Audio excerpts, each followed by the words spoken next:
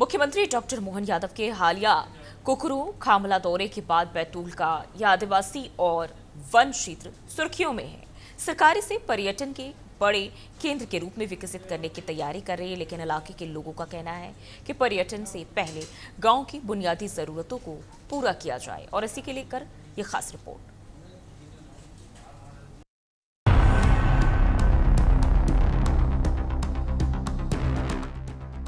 सतपुड़ा की खूबसूरत वादियों में बसे कुकरू खालमा को पर्यटन हब बनाने की कवायद तेज हो गई है। मुख्यमंत्री के दौरे के बाद प्रशासन भी सक्रिय है, लेकिन ग्रामीणों का कहना है कि सड़क, बिजली, पानी, स्वास्थ्य और शिक्षा जैसी सुविधाओं के बिना विकास अधूरा है। देखिए, माननीय मुख्यमंत्री जी का दौरा जो में संपन्न हुआ, तो उनके द्वारा जो घोषणा की गई उसमें काफी सारी चीजें हैं।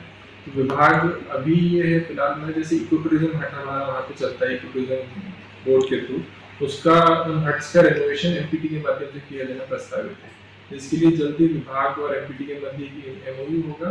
तो हम लोग चाह रहे हैं कि कुकरू को हम देश के एक टूरिज्म पटल पे उसको स्थापित करें, क्योंकि इतना अच्छी संपदा हमारे बैतूल जिले में मौजूद है जो कहीं ना कहीं मिसिंग रह जाती है। आसपास के टाइगर रिजर्व्स और उनको जब हम टूरिज्म रोटेशन देखते हैं, तो एक पहला ये है कि एमपीटी के माध्यम से उसका रेनोवेशन प्रस्तावित है। साथ ही जो कॉफी बागान है, पहले से हमारे फॉरेस्ट एरिया में कॉफी प्लांटेशन है, उसके उन्नयन का कार्यक्रम हम जल्दी शुरू करने वाले हैं, ताकि जो 44 हेक्टेयर में जो कॉफी प्लांटेशन लगाया गया था वो अपने फुल पोटेंशियल पर प्रोडक्शन कर सके। पिछले साल 200 किलो वहाँ पे प्रोडक्शन हुआ है, तो हमारी कोशिश है कि ये 200 किलो हम 2.5 हेक्टेयर में से निकाल पा रहे हैं। अगर 40 हेक्टेयर में पूरा चलेगा अच्छे से तो जरूर प्रोडक्शन की क्वांटिटी बढ़ेगी। माननीय मुख्यमंत्री महोदय के दौरे के बाद यहाँ पर प्रशासन और भोपाल से भी एमपीटी की जो टीम है वो भी काफ़ी एक्टिव हो गई है, और उसके बाद से माननीय मुख्यमंत्री जी ने भी यह घोषणा करके गए हैं कि कुकरू को एक टूरिस्ट स्पॉट के रूप में डेवलप किया जाएगा।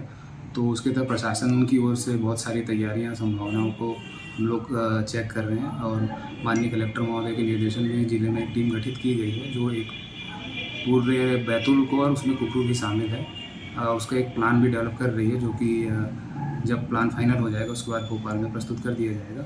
और यहाँ पर भी स्थानीय स्तर से भी हम लोगों से बातचीत करके और वो जो स्पॉट्स जानते हैं उनकी भी जानकारी हम ले रहे हैं, ताकि उनको भी इसमें शामिल किया जा सके। और एमपीटी की टीम लगातार यहाँ पर उनका दौरा है कि उनकी एक टीम यहाँ पर आ रही है जो होम स्टे को लेकर के, होम स्टे की संभावनाओं को लेकर के यहाँ पर देख रही है कि किस गांव में वो किया जा सकता है। तो इस तरीके से उस क्षेत्र को, कुकरू के क्षेत्र को ना सिर्फ टूरिज्म के पर्पज से बट ओवरऑल एक वहाँ के सर्वांगीण विकास को लेकर के एक डेवलपमेंट प्लान बनाया जा रहा है। पर्यटन परियोजना के साथ जमीनों को लेकर भी लोगों की चिंता बढ़ गई है। ग्रामीणों का कहना है कि विकास के नाम पर उनकी जमीन और वनाधिकार सुरक्षित रहना चाहिए। उनका सवाल है कि पर्यटन का फायदा सबसे पहले स्थानीय लोगों को कैसे मिलेगा। सर, अभी तो डेली आ रहे हैं सर, लेकिन बात यह है कि सबसे मेन यहाँ का माँ बाप का गलती है। अच्छा। क्योंकि माँ बाप सर आने के बाद में स्कूल में नहीं भेजता बच्चों को नहीं। हाँ, वो आता कभी 11 बजे, कभी लेट भी हो जाता पानी आने के दिन मौसम के साथ। सर अभी आज तो मालूम नहीं, लेकिन कल आया था।